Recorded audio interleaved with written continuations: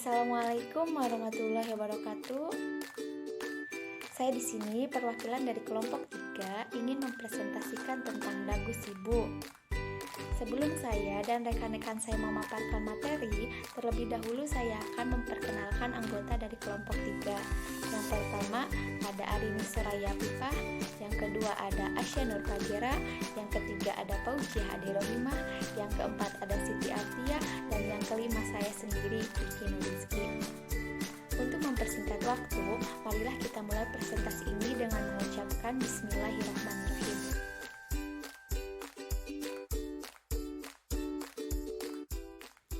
Di sini saya akan menjelaskan terlebih dahulu pengertian dari dagu sibu. Dagu sibu merupakan singkatan dari dapatkan, gunakan, simpan, dan buang. Dagu sibu adalah slogan yang diperkenalkan IAI, Ikatan Apoteker Indonesia, dengan tujuan untuk memberikan informasi kepada masyarakat tentang cara mendapatkan, menggunakan, menyimpan, dan membuang obat dengan cara yang benar. Dagu sibu dianggap sebagai komponen dasar dari penggunaan obat yang wajib disosialisasikan agar masyarakat lebih tahu dan mengerti tentang cara penggunaan obat yang tepat dan tidak menimbulkan permasalahan. Nah, jadi agar suatu obat dapat memberikan manfaat dan keamanan, ingatlah selalu dagu sibu. Dapatkan obat dengan benar, gunakan obat dengan benar, simpan obat dengan benar, buang obat dengan benar. Yang pertama ada dapatkan obat dengan baik dan benar. Di mana sih kita bisa mendapatkan obat yang baik dan benar? Jawabannya adalah di apotek, karena apotek merupakan tempat pelayanan obat yang resmi dan memiliki izin yang resmi pula. Kemudian sebelum kita membeli obat, kita juga diharuskan berkonsultasi terlebih dahulu dengan apoteker di apotek untuk mendapatkan obat yang aman, bermanfaat, dan berkualitas. Nah, untuk mendapatkan obat yang benar juga perlu diperhatikan beberapa hal. Yang pertama, perhatikan penggolongan obat. Yang kedua, perhatikan peringatan yang ada di brosur dan kemasan. Yang ketiga, perhatikan tanggal kadaluarsa obat. Hal pertama yang harus diperhatikan untuk mendapatkan obat yang benar adalah perhatikan penggolongan obat. Penggolongan obat sendiri terbagi menjadi 5, yaitu obat bebas terbatas, obat keras, psikotropika, dan narkotika. Untuk obat bebas dan obat bebas terbatas dapat dibeli di apotek atau toko obat berizin dan tanpa resep dokter. Yang membedakan antara keduanya adalah simbol yang tertera pada obat. Obat bebas memiliki simbol yang berwarna hijau, sedangkan obat bebas terbatas memiliki simbol yang berwarna biru. Untuk obat keras dapat pula dibeli di apotek, akan tetapi pembeliannya harus menggunakan resep dokter. Sedangkan obat psikotropika dan narkotika golongan 1 tidak dipergunakan untuk pengobatan dan pembeliannya harus menggunakan resep dokter. Hal berikutnya yang harus diperhatikan untuk mendapatkan obat yang benar adalah perhatikan peringatan yang ada di brosur dan kemasan. Karena pada dasarnya obat bebas terbatas memiliki 6 peringatan yang harus diperhatikan. Peringatan nomor 1 berisi, awas obat keras, bacalah aturan memakainya. Contoh dari peringatan nomor 1 adalah Antimo dan Decolgen. Peringatan nomor 2 berisi, awas obat keras, hanya untuk umur, jangan ditelan. Contoh dari peringatan nomor 2 adalah Gargarismakan dan He. Peringatan nomor 3 berisi, awas obat keras, hanya untuk bagian luar badan. Contoh dari peringatan nomor 3 adalah tinctur jodi atau neoultasilin. Peringatan nomor 4 berisi, awas obat keras, hanya untuk dibakar. Contoh dari peringatan nomor 4 adalah sigaret asma. Peringatan nomor 5 berisi, awas obat keras, tidak boleh ditelan. Contoh dari peringatan nomor 5 adalah sulfanilamid steril. Peringatan nomor 6 berisi, awas obat keras, obat wasir, jangan ditelan. Contoh dari peringatan nomor 6 adalah Anusol suppositoria. Hal selanjutnya yang perlu diperhatikan untuk mendapatkan obat yang benar adalah memperhatikan tanggal kadaluarsa obat. tersebut sudah kadaluarsa, sebaiknya obat tersebut tidak digunakan karena hanya akan menimbulkan efek toksik dari obat itu sendiri.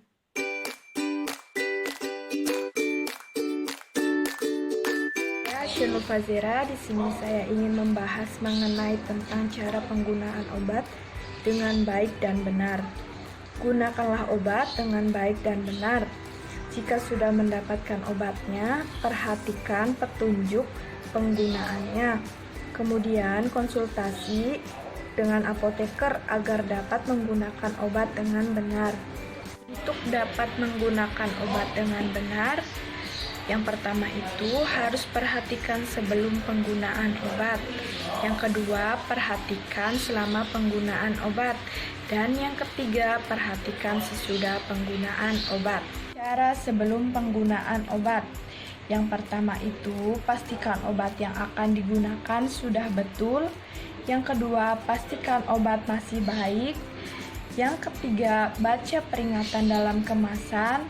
Yang keempat, pastikan apakah obat bisa langsung digunakan atau ada hal tertentu yang harus dilakukan dahulu, misalnya menggerus dan sebagainya. Dan yang terakhir, gunakan obat dengan benar. Selanjutnya, minum obat sesuai waktunya. Bila hamil atau menyusui, tanyakan obat yang sesuai dan gunakan obat sesuai dengan cara penggunaannya. Selama penggunaan obat, pastikan terlebih dahulu apakah perlu bantuan orang lain atau tidak. Kemudian gunakan obat pada waktu yang tepat, misalnya 3 kali sehari setiap 8 jam untuk 1 tablet atau kapsul. Kemudian 2 kali sehari setiap 12 jam untuk 1 tablet atau kapsul. Dan yang terakhir 3 kali sehari setiap 24 jam untuk 1 tablet atau kapsul. Kemudian selanjutnya pastikan apakah diminum setelah atau sebelum makan, serta dilihat pula pada bentuk sediaannya, misalnya tablet, pil, kapsul, serbuk, atau cairan.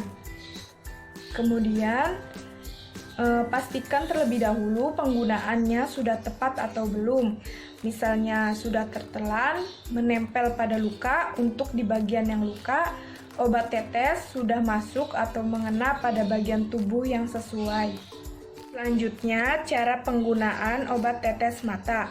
Yang pertama itu cuci tangan dan jangan menyentuh ujung pipet. Yang kedua, mata dibuka lebar, kepala didengangkan, pandangan mata diarahkan ke atas. Yang ketiga, pelupuk mata bawah ditarik sampai membentuk parit. Yang keempat, pipet didekatkan dan diteteskan pada parit tersebut.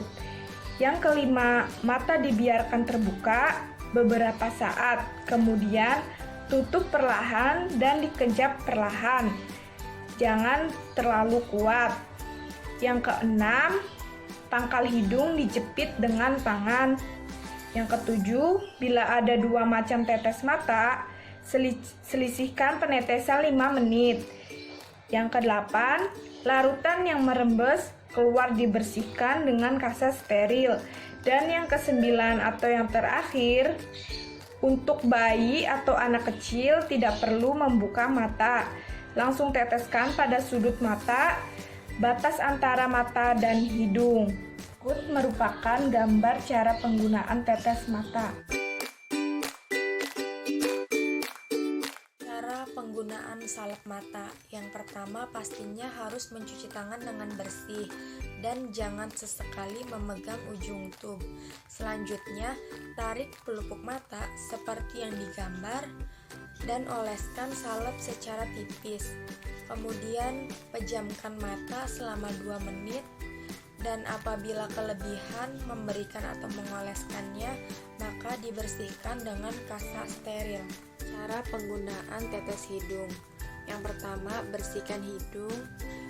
Selanjutnya, duduk dan dongakkan kepala ke belakang atau berbaring dengan bantal pada bahu. Pipet dimasukkan kira-kira 1 cm. Selanjutnya, teteskan obat. Tahan posisi kepala selama beberapa menit agar obat masuk ke dalam lubang hidung. Bilas ujung pipet dengan air panas dan keringkan dengan tisu basah. Kemudian cuci tangan dari sisa obat. Cara penggunaan obat semprot hidung. Bersihkan hidung terlebih dahulu. Tengkukkan kepala sedikit ke depan. Sebelum digunakan, kocok kuat obat semprot. Ujung spray dimasukkan ke salah satu lubang hidung yang satunya dan mulut ditutup. Hirup udara perlahan dan semprotkan obat dengan menekan kuat botol spray. Ujung spray ditarik dan kepala ditengkuk ke depan sampai posisi di antara lutut. Ini merupakan gambaran untuk pemakaian obat semprot pada hidung. Cara penggunaan obat tetes telinga. Bersihkan bagian dalam telinga. Bila perlu, obat tetes telinga dihangatkan dengan cara menggenggam. Tarik telinga dengan melebarkan lubang telinga. Kepala dimiringkan sehingga telinga yang akan ditetesi berada di posisi atas. Teteskan obat tetes, pastikan sudah masuk dan biarkan beberapa menit. Ini merupakan gambaran pemakaian obat tetes telinga pada anak-anak dan dewasa. Positoria, cuci tangan, buka bungkusnya atau keraskan dulu. Kalau ada bagian yang kasar harus diharuskan dengan tangan. Bila terlalu kering dilembabkan. Berbaring miring, lutut ditarik, masukkan bagian yang runcing. Tetap berbaring beberapa menit. Setelah penggunaan obat, apakah timbul gejala khusus misalkan kantuk, gatal, perih lambung, pusing dan sebagainya? Jika gejala yang ditemukan semakin parah, segera konsul ke dokter. Kembalikan obat pada tempat atau wadah disesuaikan. Simpan obat dengan baik dan benar. Setelah obat digunakan, sisa obat yang akan digunakan diminum selanjutnya perlu disimpan dengan cara yang baik benar agar aman dan tetap berkualitas. Simpanlah obat di tempat yang aman dan sesuai petunjuk karena kondisi penyimpanan obat berbeda-beda atau bisa konsultasi dengan apoteker. Simpan obat dengan benar. Baca aturan penyimpanan pada kemasan, apakah harus disimpan di suhu panas, suhu dingin, atau aturan penyimpanan yang lainnya. Obat dalam doser, infeksi atau emosi jangan disimpan dalam lemari pendingin. Simpan dalam kemasan aslinya dan dalam wadah tertutup rapat. Jika tercampur tablet dan kapsul dalam satu wadah, obat minum dan obat luar harus disimpan terpisah. Jauhkan dari jangkauan anak-anak. Kunci lemari penyimpanan. Dengan baik dan benar. Bila obat sudah kadaluarsa, buanglah obat tersebut meskipun baru 1 hari, karena obat yang sudah kadaluarsa memiliki zat aktif yang berkurang jauh dari kadar aslinya dan hanya menyisihkan sifat toksik dari zat kimia obat itu sendiri. Membuang obat pun harus diperhatikan untuk menghindari pemanfaatan oleh orang-orang yang tidak bertanggung jawab. Cara membuang obat, hilangkan semua label dari wadah obat.